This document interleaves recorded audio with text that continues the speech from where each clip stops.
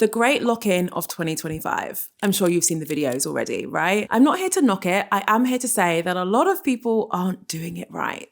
I want you guys to lock in for the final 10 weeks of this year, but I want you to do it properly. That means doing things with intention, not just for the sake of it. In this video, I'm going to show you everything I'm doing to lock in for the rest of the year. By the way, this video is sponsored by Pixar, more on them later.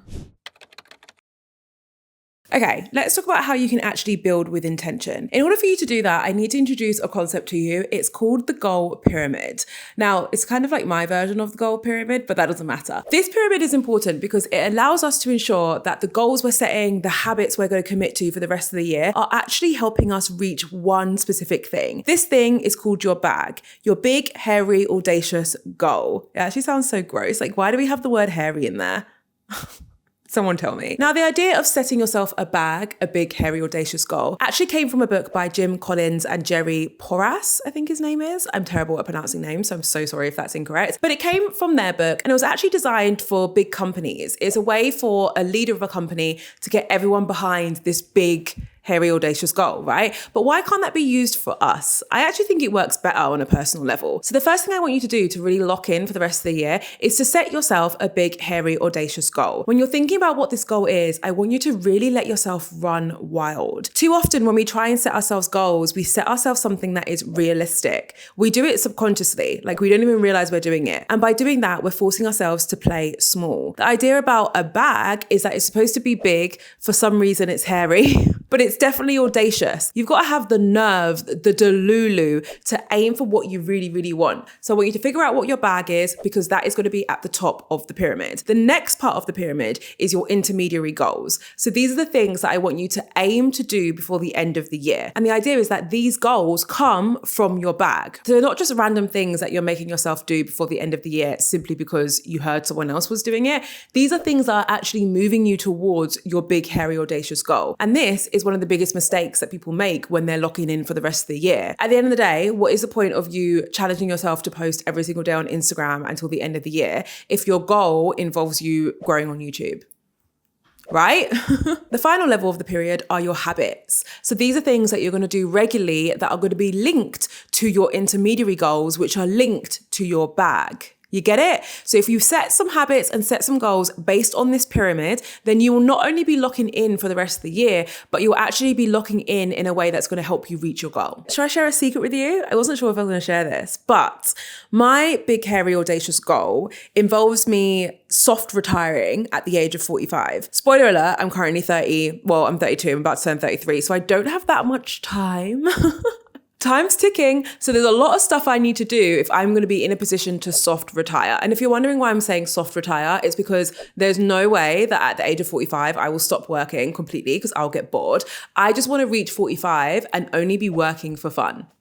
Like I just want to start new projects and start businesses just to see what happens rather than working because I need the money to survive, right? So let's talk about how I'm locking in for the rest of the year in order to retire at the age of 45. First up, social media. Because yes, social media will actually help me retire at the age of 45. Here is how I'm going to lock in on social media before the end of the year. Now, there are two core social channels that I'm focusing on at the minute. There's this beautiful YouTube channel and there is my Instagram channel. I actually did a whole video on my plan to reach 100,000 followers on Instagram before the end of the year. I will link to it up here. I will say that I haven't fully managed to keep to that plan yet, but I will be getting back on track any day now. The reason why I've set myself that goal of 100,000 followers before the end of the year is because increasing my Instagram following will actually help me earn more money. It will help me charge more for brand partnerships, but it will also help me promote my social media marketing agency, which is actually probably the most important business when it comes to my ability to hopefully retire in like 12 years. So therefore, I need to really focus on my Instagram and reach 100,000 followers before the end of the year. Wish me luck because as I said, I'm not quite on track yet. In order for me to get back on track though, there are some habits that I will be putting into place.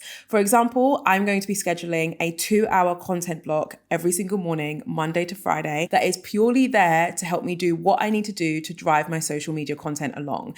The reason why I've stagnated a bit with my Instagram growth. I had like a good chunk of time where I gained a lot of followers. And then in the last few weeks, I've kind of gone a bit stagnant. It's because I've run out of time to create content for my Instagram. Tale as old as time, but because life just got in the way and it got too busy. So what I'm trying to do now is build in time to work on content every single day rather than just a couple of days a week to increase the chances of me being able to actually reach that goal. And the way in which I set these habits is I use my trusty Asana, which looks like this. This is what I use to plan my life, my years, my months, and my days. So every single day I have a full to-do list of what I need to do so I can clearly see what I'm working on. In that to-do list, I will have a reoccurring task, which will be called content block. From that to-do list, what I do every single morning or every single night, depending on when I'm feeling organized, is I block out my day using Google Calendar. So this is what my day often looks like. It's all color-coded.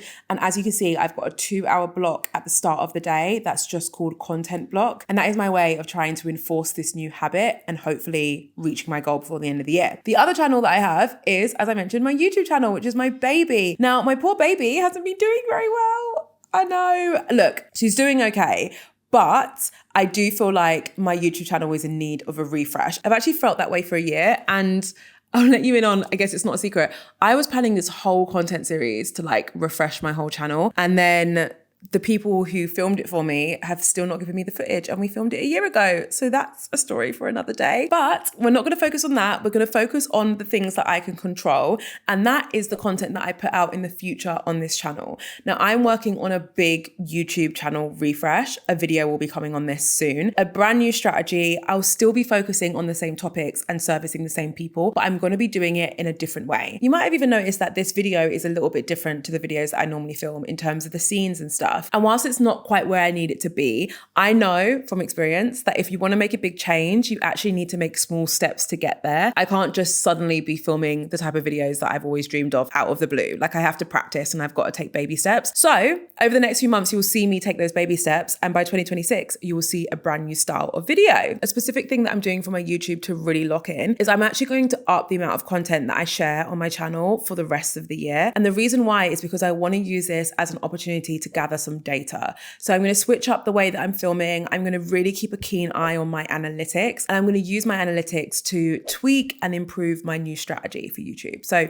that's how I'm locking in on my social channels. Let's move on to talk about a touchy but important subject, money, and how I'm locking in my finances for the rest of the year. Now, this topic makes me want to break out in hives, but look, we need to talk about finances because, my love, I've not been nailing them. So as I mentioned, my big, hairy, audacious goal is that I want to retire in like 12 years, right? By the time I'm 45. So in order for me to do that, like, money is going to be one of the most important elements. Therefore, I need to make sure that my end of year lock-in includes some goals and some habits that are related to finances. Now, the issue that I've been having recently is just quite simply that I'm spending too much.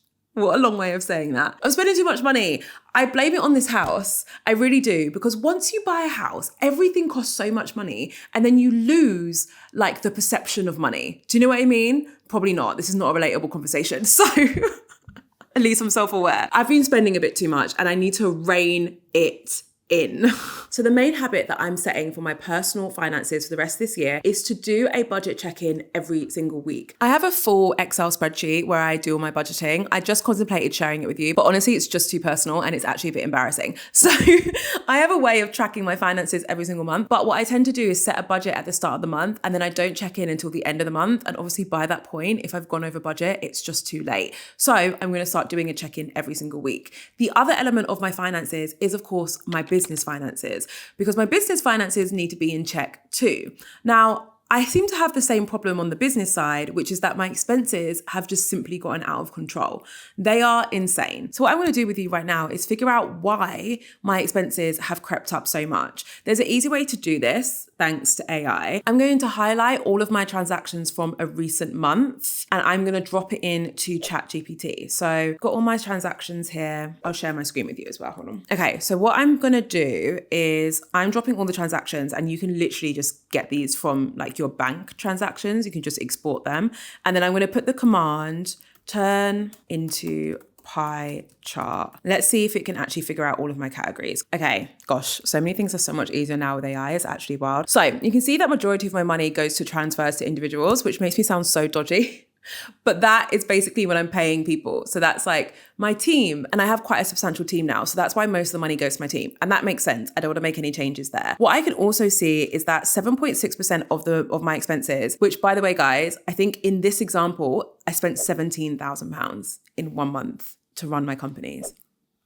Ridiculous. Actually go to business services, which are things like GoDaddy, Squarespace, business insurance. A lot of these things I can't really change. What I can work on is the travel and transport category. 4.3% is a really huge amount. I do have a habit of getting Ubers to meetings. And since I've moved like further out of London, I shouldn't really be doing that anymore because it's actually a bit expensive. So that's something I need to pay attention to. But also my software and subscriptions are too high for me. And I noticed when it was doing this reporting, I have subscriptions to some services like Kajabi, which I simply don't need anymore. Kajabi is what I used when I used to have courses, and I don't have courses anymore. But my website is set up on Kajabi, which is why I still pay for it. So I'm paying like £150 a month just for my website, which is ridiculous because if I switch elsewhere, I could literally be paying £20. I've just not had the energy or the time to do it yet. So I can really see some key things that I need to change here that will help me get my expenses under control. So I'm going to set this as a goal. Before the end of the year, I want to go through every single expense,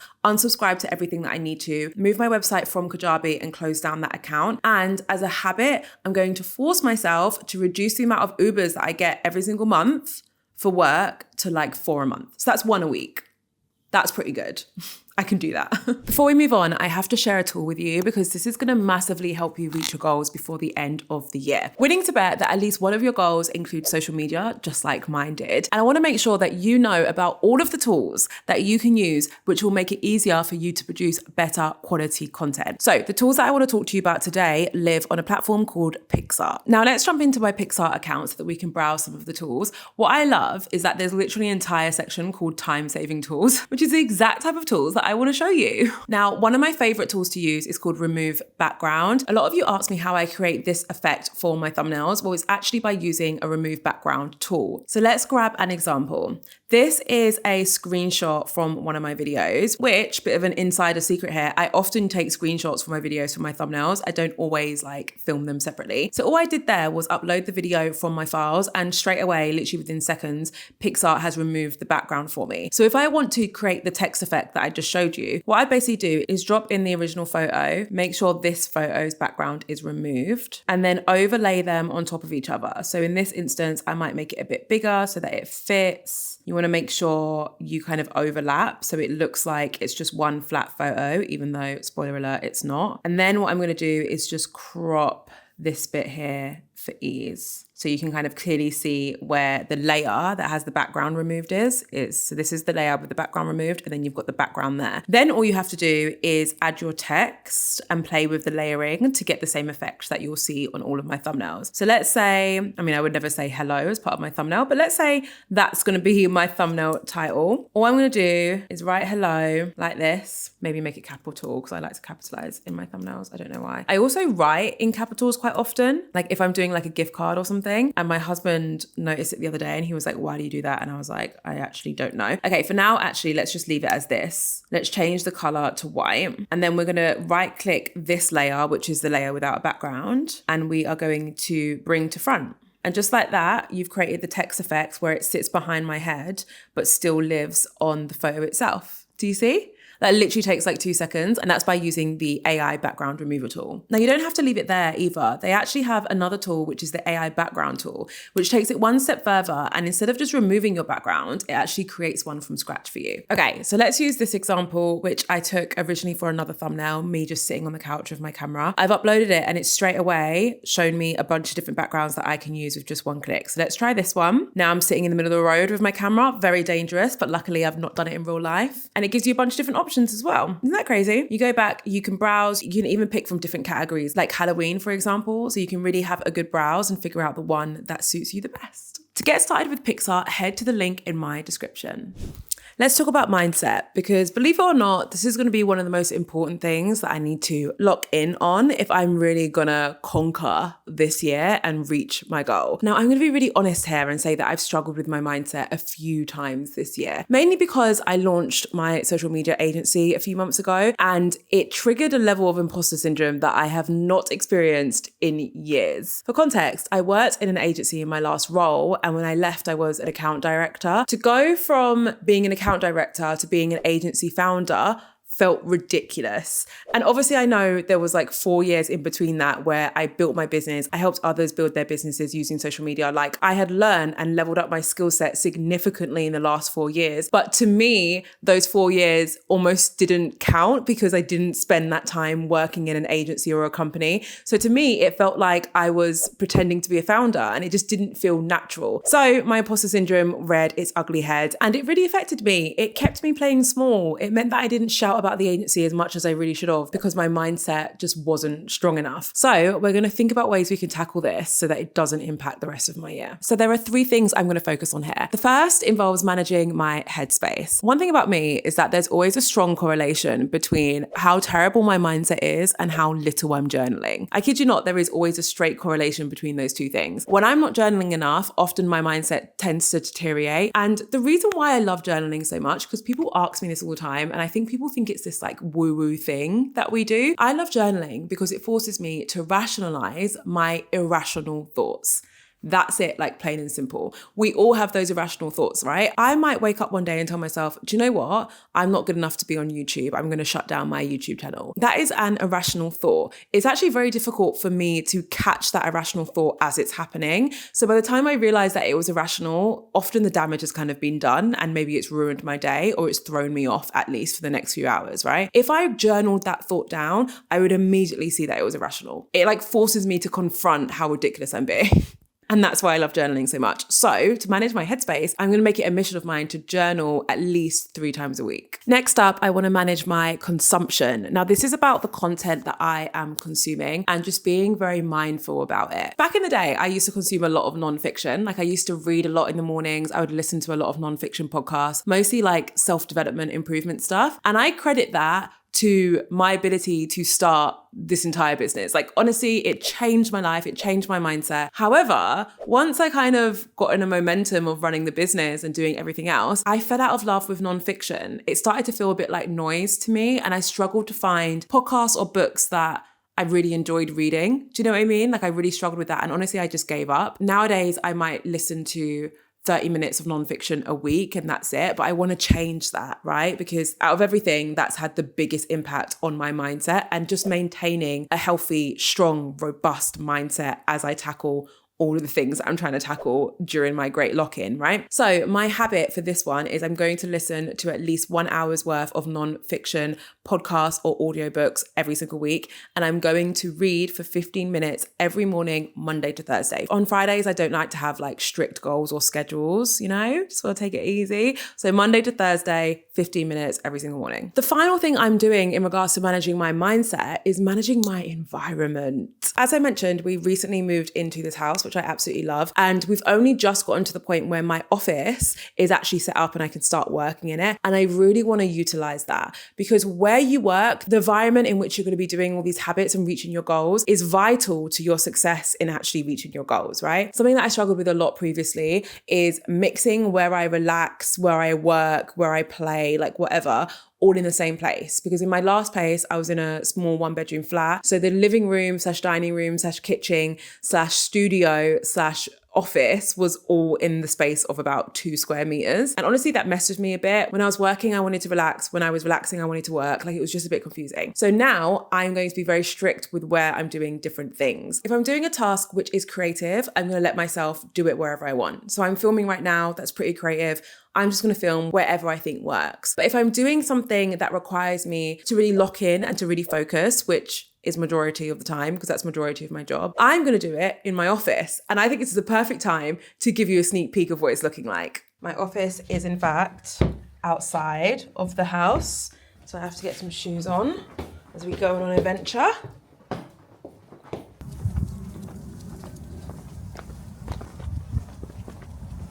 Welcome to my office, or at least what the office currently looks like. Let me tell you around and give you a quick tour. So this is the room that I want to be spending majority of my work time in over the next couple of weeks, just really locking in. I'll do a full tour once I've got all this set up. I'm missing like a big chair and a small table, and also I'm getting a new microphone and a new desktop set up. So once I get all those things and it's properly set up, I'll be able to do a full tour. But that's my desk over there. I've got a treadmill under the desk, which I absolutely love. Mojo loves it in here, but honestly, she's a nightmare in here. Every time I turn around, she's like eating the rug or destroying something. So that's fun. But anyway, here is your sneak peek of my new office space. So as I said, when it's finished, I'll do a full tour, but it's nice to show you where I plan to be locking in for the rest of the year. So that is how I'm going to be locking in for the rest of 2025. Let me know how you plan to lock in for the rest of the year. Hopefully this video gave you some inspo, but I'd love to hear more from you in the comments as always. If you feel like hanging around, I recommend watching this video. It's all about the biggest updates coming to YouTube next year. Very important video for anyone who's a creator or just uses social media. Don't forget to head to the link in my description to get started with Pixar. Thank you so much for watching. I can't wait to see you in the next one.